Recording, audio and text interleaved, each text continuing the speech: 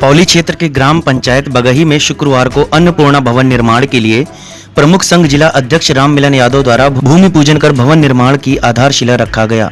इस दौरान आचार्य पंडित उमेश चंद दुबे ने वैदिक मंत्रों के साथ पृथ्वी मां का पूजन कराया। इस मौके पर मौजूद लोगों को संबोधित करते हुए राम मिलन यादव ने कहा कि सरकार की अन्नपूर्णा योजना एक ऐसी योजना है जहां से सस्ते गल्ले की दुकानों पर राशन पहुंचाया जाएगा। इसी केंद्र से सहज जन सेवा केंद्र भी संचालित होगा, जिससे लोगों को जरूरी कागजात के लिए अन्यत्र भटकना न पड़े। सरकार अपने सभी कल्याणकारी योजनाओं से जन जन को लाभ पहुंचा रही है। जनता को जागरूक होकर उन योजनाओं का लाभ लेने की जरूरत है।